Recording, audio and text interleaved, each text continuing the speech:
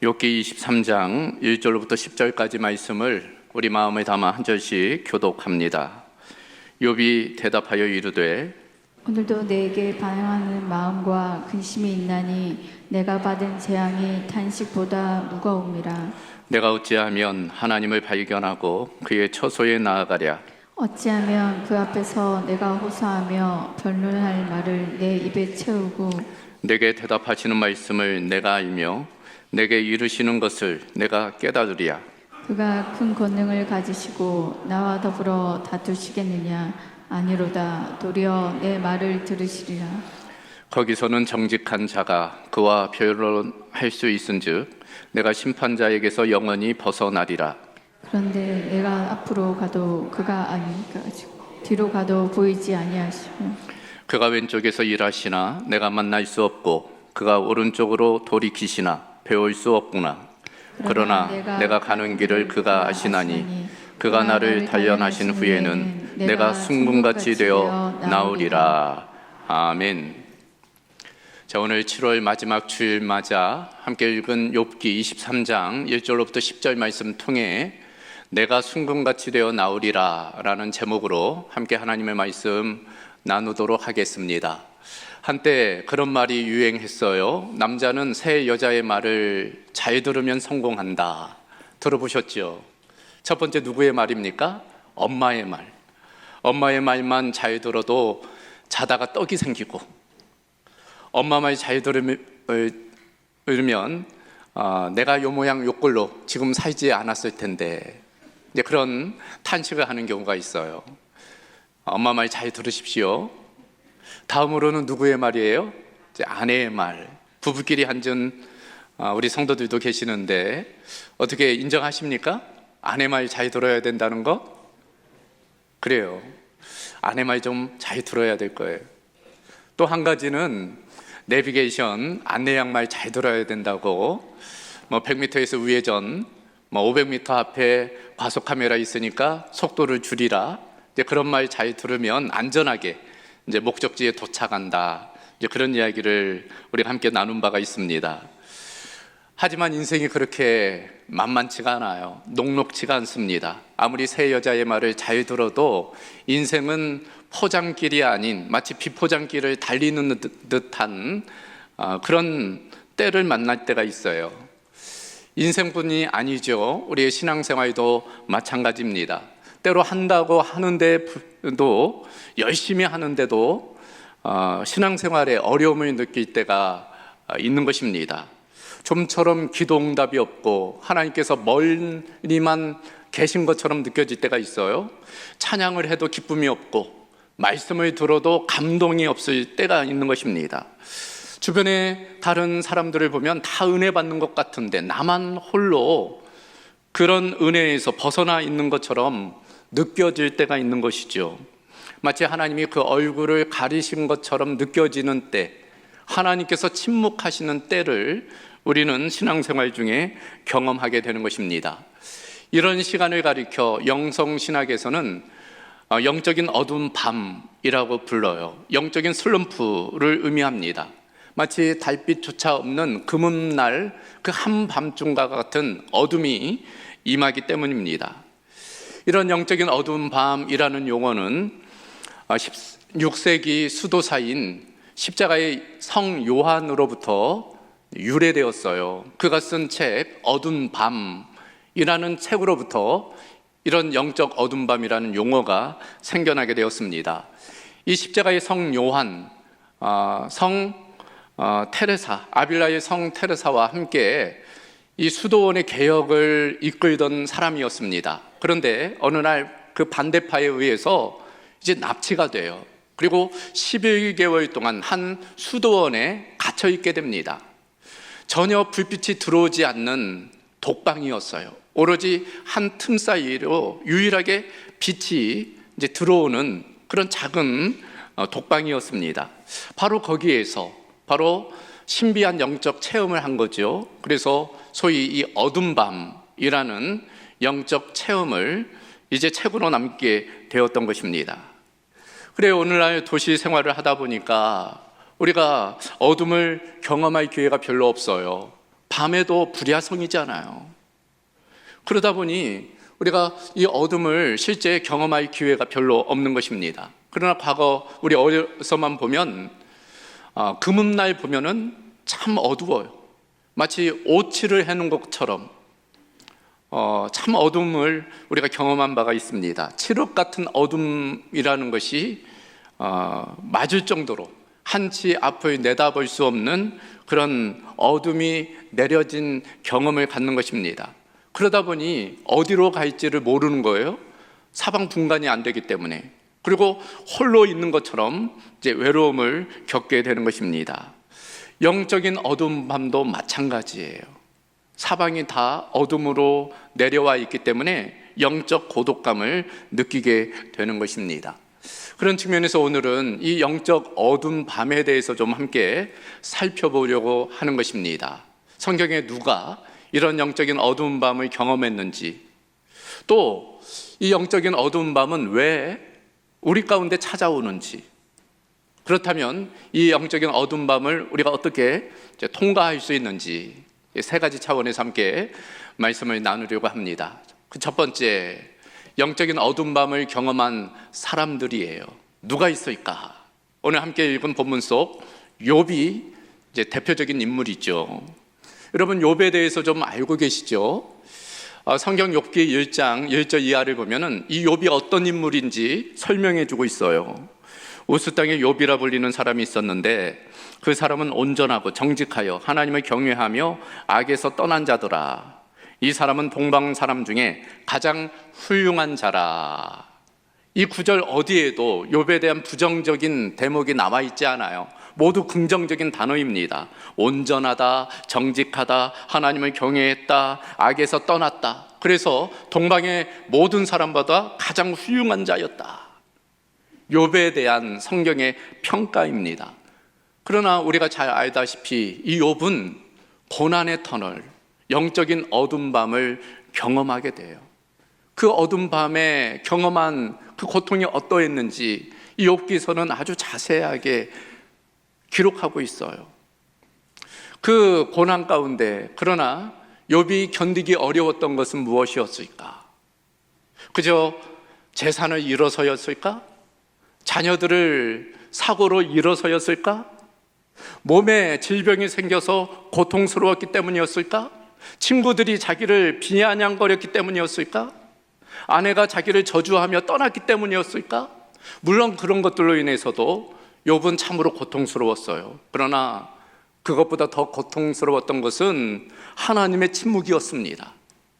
그런 고통의 상황 가운데 하나님이 이런 방구도 하지 않으셨기 때문에, 한마디도 하지 않으셨기 때문에, 그것이 바로 욥에 있어서 가장 큰 고통이라고 할 수 있어요. 이런 욥의 고통을 오늘 본문 8절과 9절은 이렇게 묘사하고 있습니다. 기록하고 있어요. 그런데 내가 앞으로 가도 그가 아니 계시고 뒤로 가도 보이지 아니하며 그가 왼쪽에서 일하시나 내가 만날 수 없고 그가 오른쪽으로 돌이키시나 배울 수 없구나. 동서남북 어디를 둘러봐도 하나님이 마치 없는 것처럼 느껴지고 한 말씀도 하지 아니하시는 그 하나님의 침묵을 지금 경험하고 있다는 것입니다. 실제로 욥기 37장까지 하나님은 욥에게 한마디도 하지 않으세요. 하나님의 침묵, 이것이 욥에게 있어서 견딜 수 없는 고통이었던 것입니다. 단 한마디라도 하셨다면 좋으련만, 그러면 이 고통을 좀 견디고 인내할 수 있겠건만 하나님은 웬일이신지 아무 말씀도 없었다는 것입니다. 영적 어두운 밤을 경험한 인물, 바로 욥의 이야기 있죠. 근데 욥만이 아니에요. 또 다른 인물도 영적인 어두운 밤을 경험하게 됩니다. 바로 다윗이에요. 이 다윗, 하나님과 참으로 친밀한 사람이었죠. 하나님은 이 다윗을 가리켜 내 마음에 합한 인물이라고도 말씀하신 바가 있습니다. 그렇게 하나님과 친밀했던 그 다윗도 어느 순간, 어느 기간에는 마치 하나님이 없는 것처럼 영적인 어두운 밤을 경험하게 됩니다. 그래서 시편을 보면은 그런 영적 어둠 밤 가운데 하나님께 호소한 그 시편이 참으로 많이 나타나 있습니다. 대표적인 것이 시편 22편인데 이렇게 하나님께 호소하고 있어요. 내 하나님이여, 내 하나님이여, 어찌 나를 버리셨나이까? 어찌 나를 멀리하여 돕지 아니하시오며 내 신음소리를 듣지 아니하시나이까? 내 하나님이여, 내가 낮에도 부르짖고 밤에도 잠잠하지 아니하오나 응답하지 아니하시나이다. 하나님께서는 예레미야를 통해서 분명 말씀하셨잖아요. 너는 내게 부르짖으라. 내가 내게 응답하겠고 내가 알지 못하는 크고 은밀한 일을 내게 보이리라.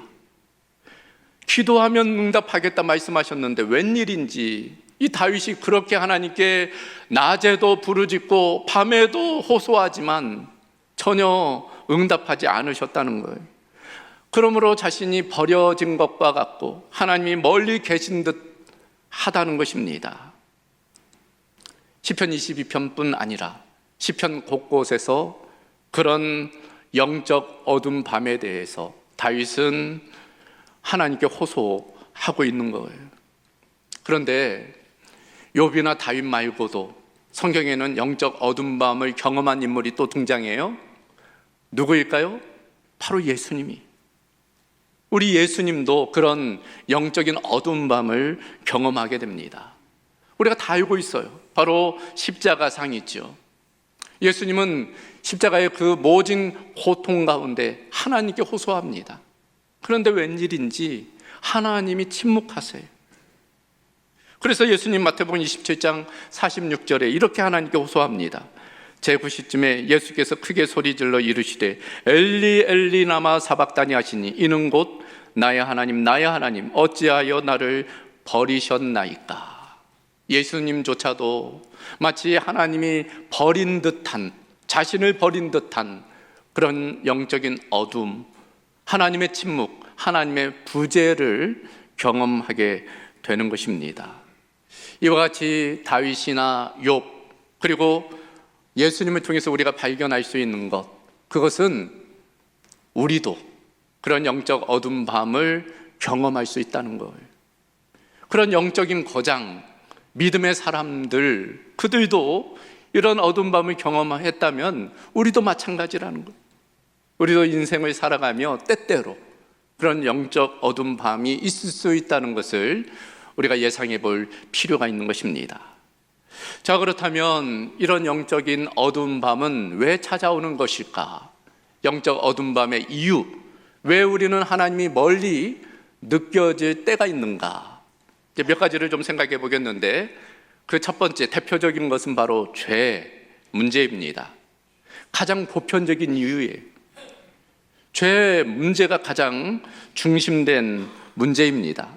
이사야 59장 1절과 2절을 보면은 여호와의 손이 짧아 구원하지 못하심도 아니요 귀가 둔하여 듣지 못하심도 아니라 오직 너희 죄악이 너희와 너희 하나님 사이를 갈라놓았고 너희 죄가 그의 얼굴을 가리어서 너희에게서 듣지 않으시게 함이니라. 여기 왜 하나님이 멀리 느껴지는지, 왜 하나님의 얼굴을 우리가 볼 수 없는지가 분명히 나와 있어요.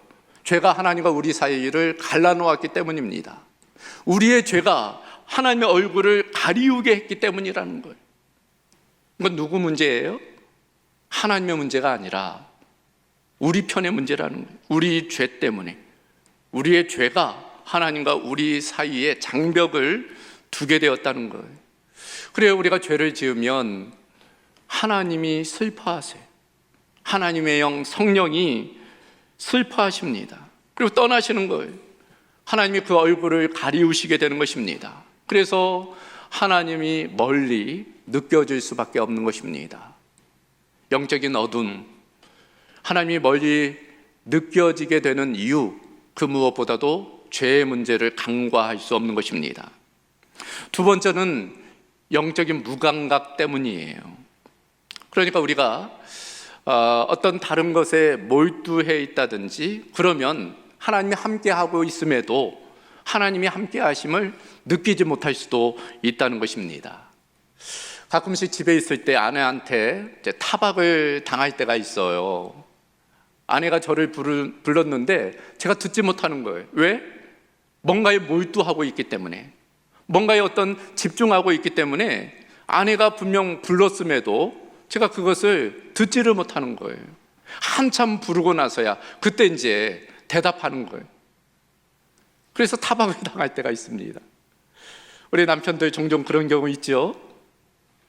자녀들도 그러잖아요. 자녀들도 뭔가에 집중하면 요새는 그 스마트폰 유튜브를 한다든지 게임을 한다든지 그러다 보면 자녀들이 엄마가 불러도 못 들어요. 밥 먹으라 한참 불러도 대답이 없어요. 그러니까 이쪽 편에서는 부르고 외쳐도 상대편에서는 그걸 듣지 못할 때가 있어요. 왜? 다른 데에 마음을 빼앗겼기 때문입니다. 거기에 관심이 다 가 있기 때문이에요. 우리도 그럴 수 있어요. 하나님이 우리와 함께 하심에도, 늘 우리에게 말씀하심에도 우리가 무언가의 마음이 빼앗겨 거기에 집중한 나머지 하나님이 불러도, 하나님이 함께 하심에도 그것을 느낄 수 없고 들을 수 없을 때가 있는 것입니다. 한마디로 주파수가 맞지 않는 거예요. 여러분, 라디오 들으려면 어떻게 해야 돼요? 주파수가 맞아야 돼요. 주파수가 맞지 않으면 지지직 소음만 납니다. 채널을 맞춰야 돼. 하나님의 채널에 우리의 채널을 맞출 때 우리가 하나님의 음성을, 하나님의 임재를 느낄 수 있고 경험할 수 있게 되는 것입니다. 우리가 하나님에 대해서 무관심하다면, 영적으로 무감각하다면 하나님이 멀리 있는 듯 느껴질 수 있는 것입니다. 마지막 하나 더 살펴보면 왜 하나님이 멀리 느껴질까? 왜 우리가 영적인 어둠을 경험하게 될까? 때로는 긍정적인 이유 때문에 그것을 하나님께서 허락하실 때가 있다는 거예요. 바로 영적인 성장과 성숙을 위해서입니다. 영적인 성장과 성숙, 그걸 위해서 때로 하나님께서는 영적인 어둠을 우리에게 허락하실 때가 있다는 거예요. 여러분, 국제예수전도단의 사역자인 플로이드 맥클랑이라는 분의 하나님과의 친밀감이라는 책이 있습니다. 이 책을 보면은 이 맥클랑이라는 분이 자신이 경험한 영적인 어둠을 이제 기록한 내용이 나와 있어요. 이렇게 기록되어져 있습니다. 어느 날 아침 눈을 뜨니 모든 영적인 느낌이 사라졌다. 기도하지만 아무 일도 일어나지 않는다. 악마를 꾸짖지만 아무런 변화도 일어나지 않는다. 영적인 행동을 한다. 친구에게 기도를 부탁하거나 생각할 수 있는 모든 죄를 고백하고 모든 사람들에게 용서를 구하고 다닌다. 그리고 금식을 한다. 하지만 여전히 아무 일도 일어나지 않는다. 이 영적인 슬럼프가 얼마나 오래 갈지 궁금해지기 시작한다. 며칠, 몇 주, 몇 달, 끝은 날까? 마치 기도가 천장에서 튕겨져 떨어지는 것 같다. 절망 속에서 우리는 도대체 내 문제가 무엇인가라고 소리친다. 영적 어둠을 경험한 한 사람의 기록입니다. 고백이. 우리도 때로 그런 경험이 있잖아요. 열심히 기도하고 열심히 말씀을 읽고 또 용서할 자를 용서하고 죄를 고백하고 함에도 하나님이 멀리 있는 것처럼 느껴지고 하나님이 침묵하신 것처럼 느껴질 때가 있는 것입니다. 그 이유는 분명 그 시간을 통해서 우리가 단련되고 성숙해 하기 위한 하나님의 섭리라는 거예요. 오늘 욥이 그것을 우리에게 보여주고 있는 거예요. 욥의 고백이 그것을 우리에게 말씀해 주고 있는 것입니다. 그래요. 우리 자신도 그렇지만 우리가 자녀를 키우다 보면 경험하는 것이 있어요. 소위 성장통이라는 것이 있습니다. 사춘기 때가 되면 아이들이 하루가 다르게 키가 커요. 그 과정에서 누구나 이 관절의 통증을 느낍니다. 성장통이죠. 키가 자람에 따라 그런 성장통이 있어요. 마음이 자라는데도 성장통이 있는 거예요. 영적으로도 마찬가지. 영적으로 성장하고 성숙하기 위해서는 그런 성장통, 영적인 어두운 밤을 지나가게 되는 것입니다. 그런데 그것은 반드시 필요한 거예요. 마치 대나무가 하늘 높이 곳곳하게 올라가기 위해서는 마디가 필요하듯 우리가 영적으로 성장하고 성숙하기 위해서는 그런 영적인 어두운 밤을 이제 통과해야 되는 것입니다. 그러므로 하나님이 멀리 느껴질 때 우리는 생각해 볼 필요가 있어요. 우리가 무엇 때문에 그런 어두운 밤을 느끼고 있는지 우리 자신을 돌이켜 볼 필요가 있는 것입니다. 그 원인을 돌아봐야 돼요. 그것이 죄 때문인지, 우리의 영적인 무감각 때문인지, 아니면 하나님의 섭리에 따른 성장과 성숙을 위한 것인지. 만약 죄 때문이라면 어떻게 해야 될까요? 죄로부터 돌이키는 거예요. 회개하고 하나님께로 돌이켜야 돼요. 그럴 때 다시금 하나님의 임재를 경험하게 되는 것입니다. 만약 나의 영적인 무감각 때문이라면, 하나님 아닌 다른 것에 마음이 빼앗겨서 하나님이 함께 하심에도 그것을 느끼지 못한다면 영적인 채널을 맞춰야 되겠죠. 마음의 중심에 다시금 하나님을 초점을 맞춰야 되는 거예요. 그러나 만약 세 번째의 경우, 하나님의 섭리에 따른 영적 성장과 성숙을 위한 것이라면, 그렇다면 어떻게 해야 될까? 그래서 마지막 세 번째로, 그런 경우 우리가 영적인 어두운 밤을 어떻게 통과할 수 있을까? 세 가지 차원에서 함께 살펴보려고 합니다. 첫 번째는 솔직하라는 거예요. 그 문제가 있다는 것을 인정하고 그것을 솔직하게 내어놓아야 된다는 것입니다. 여러분 들어보셨을 거예요. 소위 삼척이 문제라고. 삼척, 가진 척, 아는 척, 잘난 척. 그 삼척이 문제랍니다. 근데 여기에 하나 더 붙이면 네 번째 척, 아닌 척. 나는 아닌 것처럼, 나는 무관한 것처럼 그렇게 위선을 떠는 것. 그게 인생을 무능하게 한다는 거예요. 그 신앙생활을 무능하게 하는 것입니다. 지금 영적인 슬럼프가 왔다면 인정하는 거예요. 그걸 고백하는 것입니다. 오늘 본문 속 욥이 바로 그런 모습을 보이고 있어요. 솔직히 자신의 감정을 토로하고 있는 것입니다. 어떻게? 4절과 6절을 보면, 어찌하면 그 앞에서 내가 호소하며 변론할 말을 내 입에 채우고 내게 대답하시는 말씀을 내가 알며 내게 이르시는 것을 내가 깨닫으리야. 그가 큰 권능을 가지시고 나와 더불어 다투시겠느냐? 아니로다. 도리어 내 말을 들으시리라. 내 말을 들으실 것에 대한 믿음을 가지고 하나님께 지금 쏟아내는 거예요. 자신의 그 아픔을, 그 슬픔을, 그 절망을, 그 고통을 여과 없이 내어놓는 것입니다. 이는 욥만 아니라 다윗도 그랬어요. 예수님도 그랬습니다. 예수님조차도 그 마음 깊은 곳에 그 의문을 하나님께 내어놓은 거예요. 그래요. 마음을 털어놓는다는 것이 중요합니다. 우리의 감정을 쏟아내야 돼요. 그럴 때 마음의 겨울에 온기가 들어오게 돼요. 영적인 어두운 밤에 한 줄기 빛이 내려오게 되는 것입니다. 그렇다면 누구에게 마음을 쏟아야 될까? 그 누구보다도 우리 하나님께 자신의 마음을 솔직히 내어놓아야 돼요.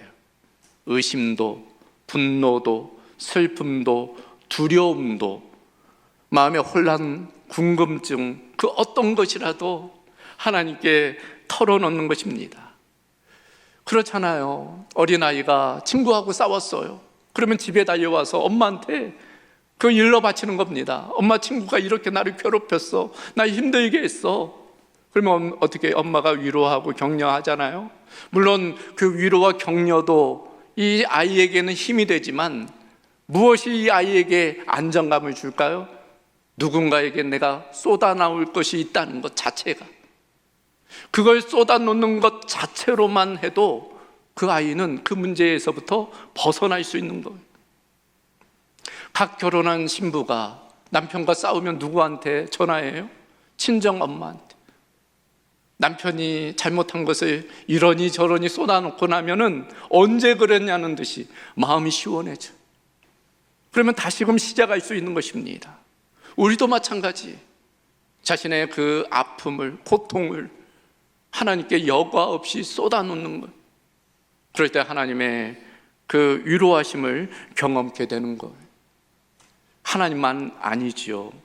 믿을 만한 사람에게도 쏟아놓을 필요가 있어요.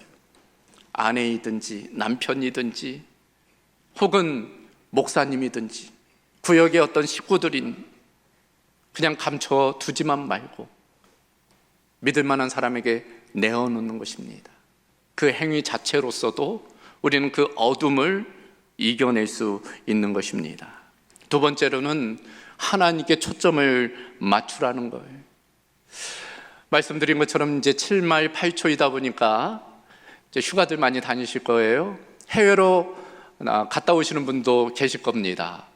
지난주도 말씀드렸지만 우리가 비행기를 타면 이제 국경을 넘어가잖아요. 사실 비행기 타 있으면 아무 느낌 없어요. 내가 지금 국경을 넘어가고 있다는 감정도 없습니다. 그러나 착륙해 보면 어때요? 외국에 와 있는 거예요. 그게 사실입니다. 여러분, 우리의 감정과 느낌을 너무 의지해서는 안 돼요. 인간의 감정이라는 것은 늘 조석변이에요. 거기에 우리가 초점을 맞추면 늘 흔들릴 수밖에 없는 것입니다. 우리는 무엇에 초점을 맞춰야 돼요? 하나님의 약속, 하나님의 말씀에 뿌리를 깊이 내려야 되는 것입니다. 영적인 어두운 밤을 지날 때도 마찬가지예요. 우리의 느낌, 우리의 감정, 거기에 초점을 맞추는 것이 아니라 하나님의 약속, 그 말씀에 초점을 맞춰야 되는 거예요. 그렇다면 하나님은 어떤 약속을 하셨습니까? 하나님은 결코 우리를 떠나지도 버리지도 아니하시겠다 약속해 주셨어요. 예수님은 세상 끝날까지 우리와 함께 하시겠다 약속해 주셨습니다. 보혜사 성령님께서는, 우리와 함께 하시는 성령께서는 말할 수 없는 탄식으로 우리를 위하여 친히 강구해 주신다 약속해 주셨습니다. 이것이 성경의 약속이며 분명한 사실이에요. 우리는 거기에 우리의 마음을, 우리의 초점을 맞춰야 되는 것입니다. 우리의 감정이나 느낌이 아니라 그 하나님의 약속에 초점을 맞춰야 돼요. 그래서 믿음이 중요해요. 그래서 믿음이 무엇이냐 할 때 히브리서 11장 1절은 믿음은 바라는 것들의 실상이요 보이지 않는 것들의 증거이다 말씀하고 있어요. 여러분, 보이는 것을 굳이 믿을 필요가 없잖아요. 보이지 않기 때문에 믿음이 필요한 것입니다. 하나님을 볼 수 없기 때문에 우리의 믿음이 필요한 거예요. 우리의 느낌이나 감정이 아니라 그 하나님의 약속의 말씀을 우리가 의지하면 우리가 영적인 어둠을 이겨낼 수 있는 것입니다. 이 아브라함이 그래서 믿음의 조상이 된 까닭이 여기에 있어요. 창세기 15장 5절 이하를 보면 어느 날 하나님께서 이 아브라함을 이끌고 하늘을 우러러 별들을 보게 하시죠. 그리고 너의 자손이 저 별들과 같이 되리라 하나님 말씀하십니다. 그때 아브라함의 반응이 무엇입니까? 아브라함이 여호와를 믿으니 여호와께서 이를 그의 의로 여기셨다. 여러분, 이 시점이 언제일까요? 아브라함이 이삭을 낳은 때입니까? 낳기 전이에요.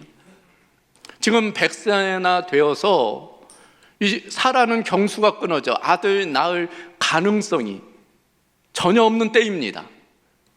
그럼에도 불구하고 아브라함은 자기의 무능, 지금의 상황 이런 것이 아니라 하나님의 약속을 붙드는 것, 믿음으로 그것을 취하는 것입니다.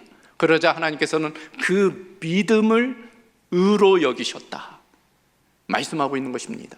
행위가 아니에요. 믿음을 하나님은 귀하게 보신 것입니다. 우리도 마찬가지예요.